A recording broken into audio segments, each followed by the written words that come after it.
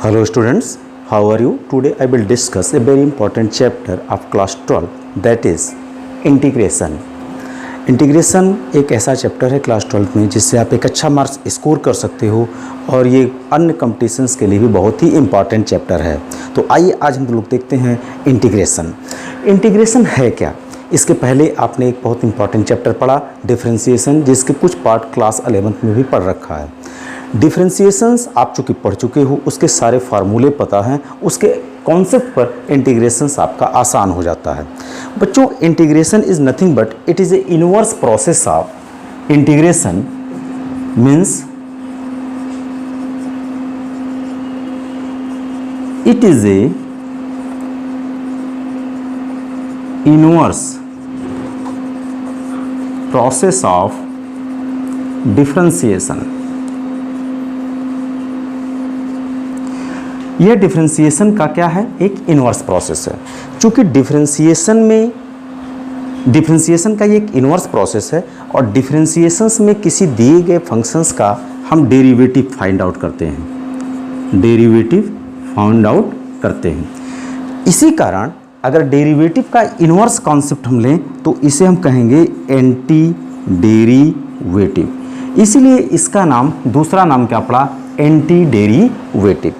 इसका तीसरा नाम क्या होता है? बहुत कम यूटिलाइज होता है, दैट इज़ ए प्रिमिटिव।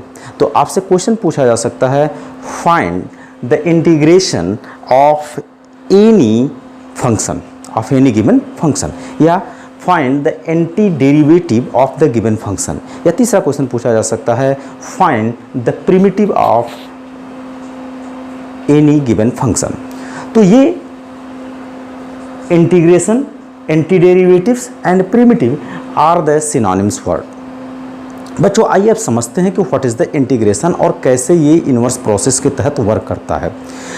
आपको जैसा कि कहा गया कि डिफरेंशिएशंस का इनवर्स प्रोसेस है, तो अगर मान लेते हैं आपके पास कोई फंक्शन fx है, आप इसका डिफरेंशिएशन करते हैं, इसका डेरिवेटिव निकालते हैं, तो सपोज कर लो आपके पास क्या मिल गया? fx मिल गया। अर्थात स्मॉल fx का अगर डेरिवेटिव निकालें तो कैपिटल fx मिल गया। तो हम कहते हैं कि अगर किसी फंक्शन का डिफरेंशिएशन करने से हमें कैपिटल fx मिलता है, तो वह प्रोसेस जिसके थ्रू किस फंक्शन का डिफरेंशिएशन करने पर हमें कैपिटल fx मिला, वह प्रोसेस क्या कहलाया? इंटीग्रेशन कहलाया।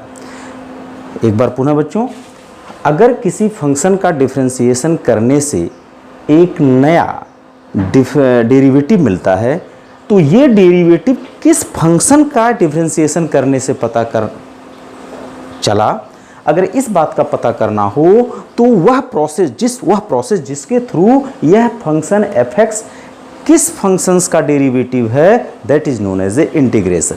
एग्जाम्पल के लिए बच्चों अगर देखा जाए, अगर एक फंक्शन fx को मैं ले लूँ क्या? sin x, जिसको हम y भी कहते हैं। अगर इस फंक्शंस का मैं डेरिवेटिव निकालूं dy बाई dx, या जिसे f डैश x के से भी डिनोट किया जाता है, तो ये क्या मिलता है? cos x। तो बच्चों यहाँ पर देखना कि अगर हमने sin x का डिफरेंशिएट किया तो मिला cos x। अगर मैं ये कहूँ, अगर इसको हटा लूँ और मैं कहूँ कि ये cos x किस फंक्शन का डिफरेंशिएशन करने पर पता चला, मिला, अगर इस बात की इंक्वायरी हमें करनी हो, पता करना हो, तो वो प्रोसेस हम थ्रू इंटीग्रेशन करते हैं। अब देखते हैं, अगर सपोज कर लेते हैं एक फंक्शन आपके पास लिखा fx is equal to, suppose कर लेते हैं x टू द पावर 5 लिखा, या जिसे हम y is equal to x to the power 5 कहते हैं। अगर इस फंक्शंस का हम डिफरेंशिएशन करें तो y इज इक्वल टू क्या होगा? 5x to the power 4, that is dy by dx। अगर y is equal to x to the power 5 का मैं डिफरेंशिएशन करूं तो मुझे मिलेगा ddx of y is equal to 5x to the power 4। लेकिन अगर यह y की वैल्यू x स्क्वायर प्लस 5 लिखी हो, x to the power 5 plus 5 लिखी हो, तो जब हम इसका डिफरेंशिएशन करेंगे तो हमें मिलेगा 4x to the power 5x to the power 5 इसका हो जाएगा, क्योंकि आप जानते हो कि ddx of x to the power n क्या होता है, n x to the power n minus one, उस फार्मूले से ये हो गया। और ये कांस्टेंट का डिफरेंशिएशन करोगे तो प्लस जीरो, और प्लस जीरो लिखने का कोई मतलब नहीं है। उसके बाद अगर मैं यहाँ पर एक्स टू द पावर 5 के प्लेस पर -100 कर देता हूँ तो भी बच्चा डिफरेंशिएशन हमको क्या मिलेगा, 5x to the power 4 minus 0 means आपको 5x टू द पावर 4 मिलेगा। तो बच्चा जैसा कि कहा गया कि डिफरेंशिएशन का इनवर्स प्रोसेस इंटीग्रेशन है, तो इसका मतलब ये होता है कि अगर इस फंक्शन का मैं पूछूं कि ये किस फंक्शंस का डेरिवेटिव है तो यहाँ पर ये मिला। मैं पूछूं ये किस फंक्शन का डेरिवेटिव है तो यहाँ पर हमें ये मिला x to the power 5 plus 5।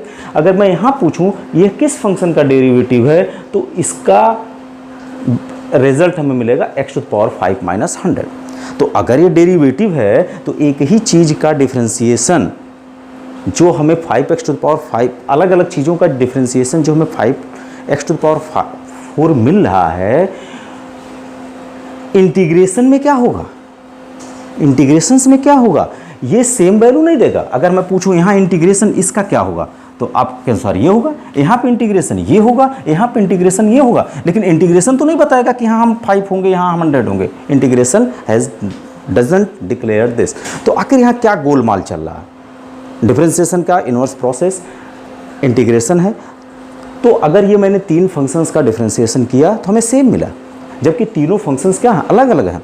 लेकिन अगर इन तीनों फंक्शंस का मैं इंटीग्रेशन करूंगा तो हमें क्या मिलेगा, ये तो मिलेगा x to the power 5 x to the power 5 x to the power 5, लेकिन यहाँ क्या गोलमाल चल रहा है, केवल कांस्टेंट का। तो इसीलिए बच्चा अगर किसी फंक्शंस का हमें इंटीग्रेशन करना होता है तो वहाँ पर मैं क्या लिखूँगा, x टू द पावर 5 लिखूँगा और प्लस सम कांस्टेंट c लिख दूँगा। क्योंकि अगर x टू द पावर 5 का differentiation 5x to the power 4 है तो 5x टू द पावर 4 का इंटीग्रेशन क्या होगा, x टू द पावर 5 होगा। लेकिन प्रॉब्लम है यहाँ भी, यहाँ 5 आना चाहिए प्लस, यहाँ -100 आना चाहिए, और एक कांस्टेंट के गोलमाल होने के कारण हम जब इंटीग्रेशन प्रोसेस को रिवर्स करेंगे, लिखेंगे, तो हम वहाँ पर एक कांस्टेंट जोड़ देंगे और इस कांस्टेंट को कहेंगे it is a constant of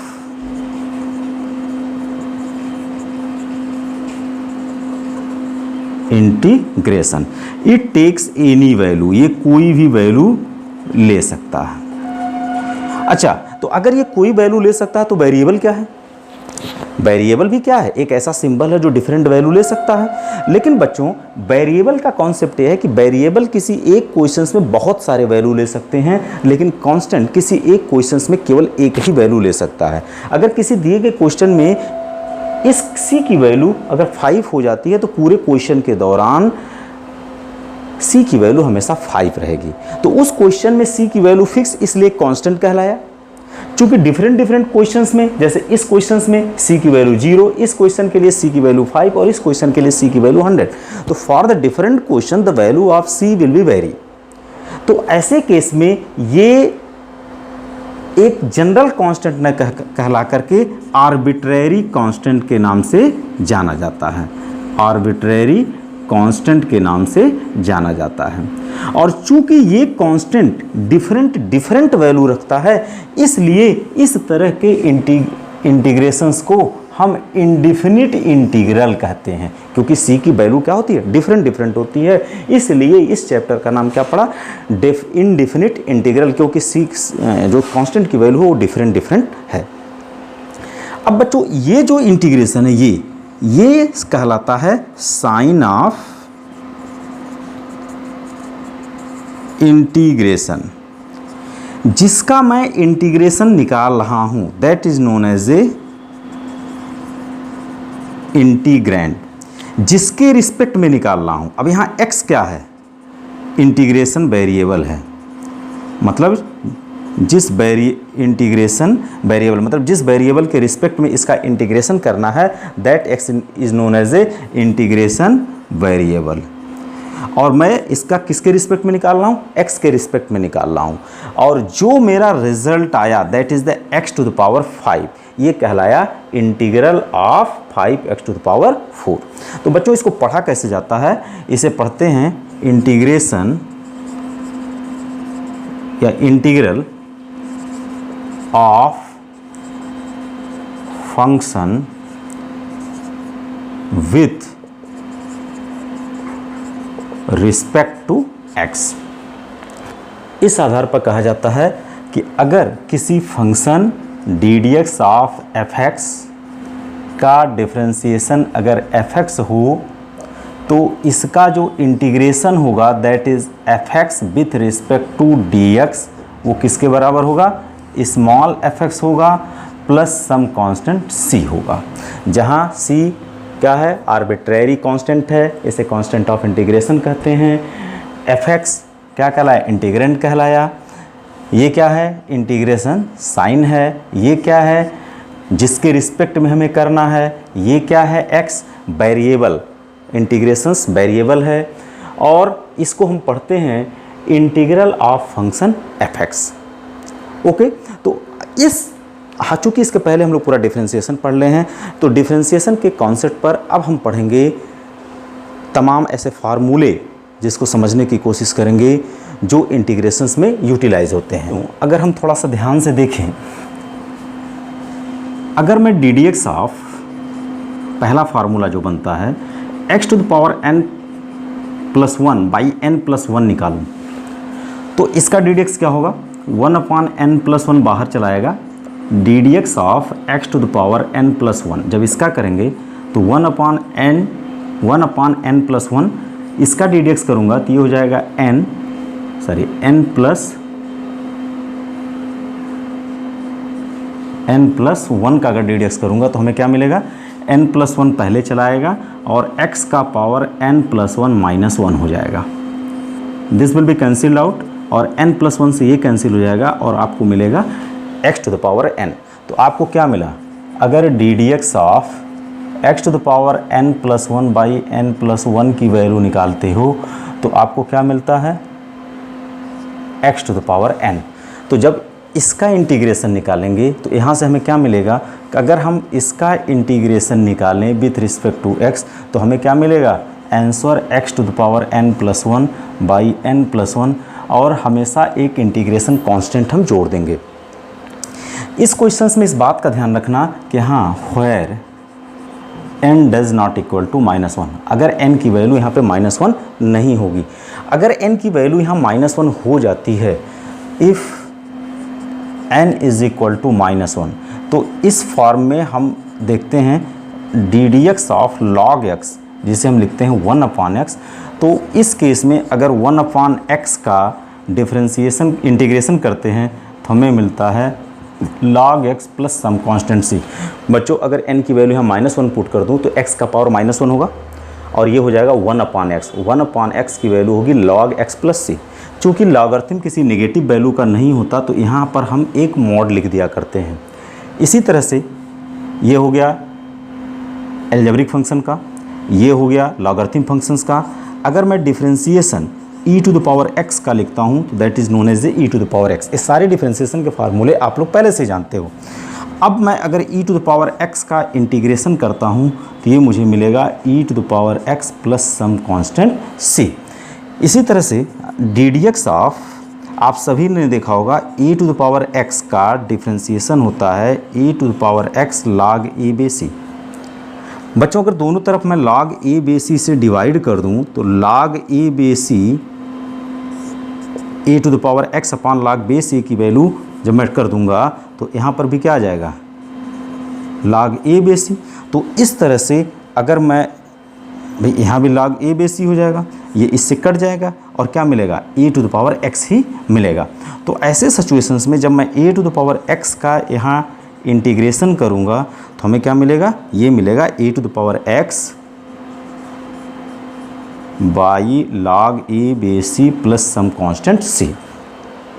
अब हम आते हैं कुछ ट्रिग्नोमेट्रिक फंक्शंस की चर्चा करते हैं। कुछ ट्रिग्नोमेट्रिक फंक्शंस में आपने देखा था कि अगर d d x of sine x आपने किया था तो ये क्या मिला था, कॉस एक्स। तो इस तरह से अगर मैं इंटीग्रेशन ऑफ कॉस एक्स करता हूँ डी एक्स तो हमें क्या मिलेगा, sine x plus some constant C. इसी तरह से अगर मैं d d x of cos x को देखूँ तो हमें मिलता था माइनस साइन एक्स, या d d x of minus cos x क्या मिलेगा, साइन एक्स मिलेगा।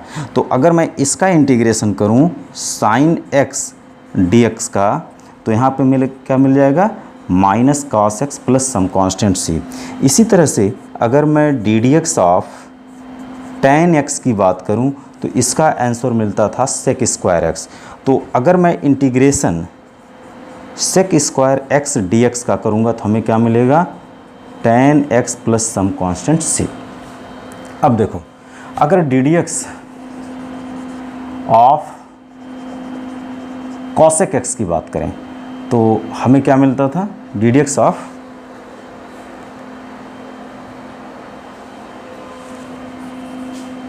D d x of cot x की बात करें तो d d x of cot x हमको मिलता था माइनस कोसेक स्क्वायर एक्स। तो यहाँ से अगर इंटीग्रेशन में कोसेक स्क्वायर एक्स का निकालता हूँ, कोसेक एक्स डी एक्स का, तो क्या मिलेगा, माइनस कॉट एक्स प्लस सी।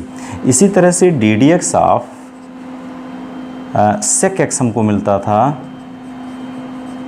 टेन एक्स सेक एक्स। तो अगर इंटीग्रेशन करूं मैं tan x into sec x d x, तो हमें क्या मिलेगा, sec x plus some constant सी।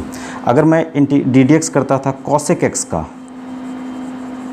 तो हमें मिलता था minus cosec x cot x. तो अगर मैं इंटीग्रेशन करूं cosec x cot x d x का, तो हमें मिलेगा माइनस ऑफ कोसेक एक्स। इसके बाद कुछ फार्मूले आप इनवर्स ट्रिग्नोमेट्रिक फंक्शंस पर बेस्ड हैं, जैसे D d x of sine inverse x आपको मिलता है 1/√1 माइनस एक्स स्क्वायर। तो जब हम इसका इंटीग्रेशन करेंगे 1/√1 minus x square d x, तो हमें क्या मिलेगा, sine inverse x plus integration sine. इसी तरह से d d x of cos inverse x हमको मिलता था -1/√1 माइनस एक्स स्क्वायर। तो अगर मैं इसका इंटीग्रेशन करूं 1 minus x square d x का, ध्यान रखना माइनस को बार बार इधर ट्रांसफ़र कर दिया जा रहा है, तो ये होगा minus cos inverse x plus some constant c. Differentiation of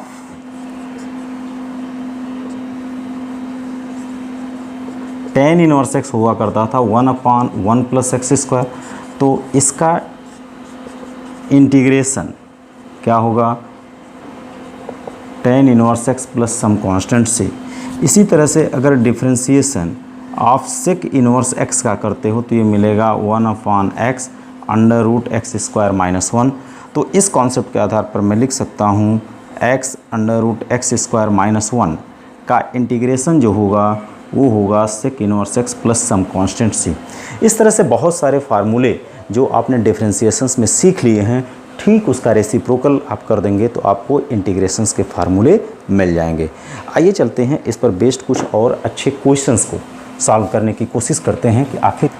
प्यारे बच्चों, यहाँ पर जिस तरह से डिफ्रेंसिएशंस में अगर किसी दिए गए फंक्शंस में कोई कांस्टेंट का मल्टीप्लिकेशन होता था तो उस कांस्टेंट को क्या कर लेते थे, बाहर कर लेते थे। जैसे अगर d d x of constant into मान लो x⁵ लिखा हुआ है, तो हम यहाँ क्या करते थे, k को बाहर करके, कांस्टेंट को बाहर करके x⁵ का डिफ्रेंसिएशन कर लेते थे। सेम प्रोसेस है कि अगर हमारे पास k x⁵ dx लिखा है, अर्थात एक कांस्टेंट का प्रोडक्ट है किसी भी दिए गए फंक्शंस के साथ और उसका इंटीग्रेशन करना है, इस कांस्टेंट को बाहर करके इसको क्या कर लेंगे, इस तरह से हम इसका इंटीग्रेशन कर देंगे। अगर कोई दो फंक्शंस दिया है u प्लस b, जिस तरह से आपने डिफ्रेंसिएशन किया था तो इसके डिफ्रेंसिएशंस में जितने टर्म थे सारे टर्म का डिफ्रेंसिएशन कर लिया था, उसी तरह से अगर इसका इंटीग्रेशन करना होगा बच्चों तो इसके इंटीग्रेशंस में जितने टर्म दिए हैं सारे टर्म का हम क्या कर देंगे, इंटीग्रेशन कर देंगे। तो इस आधार पर अगर हम लोग कुछ क्वेश्चंस बनाने की कोशिश करें, जैसे आपका लिख दिया गया है कि इंटीग्रेट x⁻⁻7, अगर हमें इसका इंटीग्रेशन निकालना है लाइक दिस, तो अभी हमने एक फार्मूला पढ़ा था, integration of x⁻n dx is equal to x⁻n+1 by n+1। इस कॉन्सेप्ट को यूटिलाइज करते हुए इसका इंटीग्रेशन क्या होगा, x to the power -7 + 1, n के जगह पर आप क्या रख दोगे -7 by -7 + 1 plus some constant c, तो ये होगा कितना x to the power -6 by -6 plus some constant c। This is the answer. इसी तरह से अगर कोई क्वेश्चंस मिल जाए 1/4 x³ dx, अगर इस तरह का कोई फंक्शंस मिल जाए तो हम कहेंगे इसका इंटीग्रेशन कैसे निकालोगे। तो इसका इंटीग्रेशन में सबसे पहले x का पावर हम सही करेंगे, तो ये x का पावर होगा 3/4 dx। इसको ऊपर ले जाएंगे तो ये होगा x to the power -3/4 dx। फिर यही फार्मूला अडॉप्ट कराएंगे, that is x to the power -3/4 + 1 by -3/4 + 1 plus constant of integration. अगर ये कांस्टेंट ऑफ इंटीग्रेशन का कॉन्सेप्ट यूटिलाइज करते हैं तो हमें मिलेगा 4 × 1 = 4 -3, it means 1/4 by 1/4 plus some constant c, result आएगा 4x to the power 1/4 plus c, या इसे मैं ऐसे लिख सकता हूँ 4x plus some constant c। इसके बाद कुछ क्वेश्चंस हम लोग और देखते हैं। बच्चों, अगर कोई क्वेश्चन इस तरह से दिया गया है, अर्थात इसमें x के फॉर्म में फंक्शन दिया है जिसमें कई टर्म्स हैं, तो जैसा कि डिफरेंशिएशंस में करते थे उसी तरह से यहाँ जितने टर्म हैं सारे फंक्शंस का क्या हो जाएगा, इंटीग्रेशन हो जाएगा। तो इससे हम कैसे लिखेंगे, इंटीग्रेशन ऑफ, ब्रैकेट ओपन कर देंगे, 8 dx minus integration of x dx plus integration of 2x³ dx minus integration of 6/x³ dx plus integration of 2x to the power -5 dx plus integration of 5x to the power -1 dx। इस तरह से हम bracket को open करके सारे terms का क्या कर देंगे, इंटीग्रेशन कर देंगे। अब बच्चों देखो यहाँ 8 है, तो अब मैंने कहा था कि जब कोई कांस्टेंट किसी फंक्शंस के साथ मल्टीप्लाई होता है तो कांस्टेंट को क्या कर लेते हैं, बाहर कर लेते हैं, क्योंकि हमें x के रिस्पेक्ट में करना है। तो इंटीग्रेशन हम ऐसे टर्म्स का करेंगे जो क्या हो, x के फॉर्म में हो। तो यहाँ 8 बाहर होगा। बच्चों यहाँ पर x नहीं है, तो अगर x नहीं है तो हम इसको लिखेंगे x to the power 0 minus, यहाँ तो कोई टेंशन नहीं, ये फेयर है। यहाँ देखो 2 बाहर करना पड़ेगा, हमें x³ का करना पड़ेगा। यहाँ देखो 6 को बाहर करना पड़ेगा और 1/x टू द पावर 3 है, तो इसे लिखना पड़ेगा x to the power -3 dx। यहाँ पर भी देखो 2 को बाहर करना पड़ेगा, यहाँ पर लिखना पड़ेगा x to the power -5 dx, और यहाँ 5 को बाहर करना पड़ेगा और लिखना पड़ेगा x to the power -1 dx। अब बच्चों इसमें जो मैक्सिमम फार्मूला यूज हो रहा है, इसमें यही फार्मूला यूज हो रहा है, integration of x to the power n dx is equal to x to the power n+1 by n+1। अगर इस कॉन्सेप्ट को यूटिलाइज करें तो यहाँ पर आएगा 8 और ये हो जाएगा x to the power 0+1 by 0+1 minus यहाँ पर हो जाएगा x टू द पावर, यहाँ x का पावर 1 है, 1+1 बाई 1+1। यहाँ क्या है, x का पावर 3 है तो 3+1 बाई 3+1। यहाँ क्या है, x to the power -3+1 by -3+1। यहाँ है 2x to the power -5+1 by -5+1, और यहाँ है 5x to the power -1+1 by -1+1। चूँकि बच्चों आपने देखा कि यहाँ पर कई टर्म्स का इंटीग्रेशन है और प्रत्येक इंटीग्रेशंस के लिए एक कांस्टेंट यूटिलाइज होता। इसके लिए एक constant C1, C2, C3, C4, C5, C6, अर्थात आपके पास 6 कांस्टेंट ऑफ इंटीग्रेशन आते। लेकिन जब सारे कांस्टेंट को ऐड कर दिया जाता तो एक नया कांस्टेंट बन जाता, दैट इज़ कैपिटल C। तो अगर कई टर्म्स का इंटीग्रेशन करना हो तो उसकी जगह पर हम केवल एक ही इंटीग्रेशन ऑफ कांस्टेंट का यूटिलाइजेशन करते हैं। अब सिंपली इसको अगर सॉल्व कर लें तो ये मिल जाएगा 8x। तो एक बात जान लेना, किसी कांस्टेंट का इंटीग्रेशन हमेशा क्या होता है, जिसके रिस्पेक्ट में करते हैं, x के रिस्पेक्ट में तो x, m के रिस्पेक्ट में करेंगे तो m। यहाँ पर क्या हुआ, -1/2 x²। यहाँ पर क्या हुआ, 2/4। देखो 3+1 4, 2 से कट जाएगा, 1/2 x टू द पावर 4। यहाँ पर देखो -3 में से 1 घटेगा, -2 बचेगा, वो -2 इस -6 को काट देगा तो हो जाएगा +3, और x टू द पावर -2 आएगा तो इंटू 1/x²। यहाँ पर देखो तो -1 + 4, -4 आएगा, ये -4 आएगा, तो ये इसको बनाएगा -2 से 4 कटेगा, 2 आएगा, तो ये हो जाएगा कितना 1/2 x का पावर +4 और यहाँ पर आएगा ये तो अच्छा वंस अगेन यहाँ ध्यान देना, यहाँ तो हमने कर दिया, लेकिन this is not fair for this formula because this formula is not eligible for n is equal to -1, so we can't use this formula. अगर यहाँ पर इस तरह के फार्मूले हमारे पास आएंगे तो इसे हमें किस में कन्वर्ट करना होगा, 1/x के रूट में कन्वर्ट करना होगा और इसकी वैल्यू हमें यहाँ पे लिखनी होगी log x plus some constant c। तो बच्चों यहाँ पर इसका हो गया 5 log x plus some constant c। तो इसके बाद के क्वेश्चंस हम लोग नेक्स्ट वीडियो में करेंगे। बहुत सारे क्वेश्चन जो इंटीग्रेशन पर बेस्ड होंगे हम लोग करेंगे और एक्सरसाइज को ट्राई करेंगे। Thank you.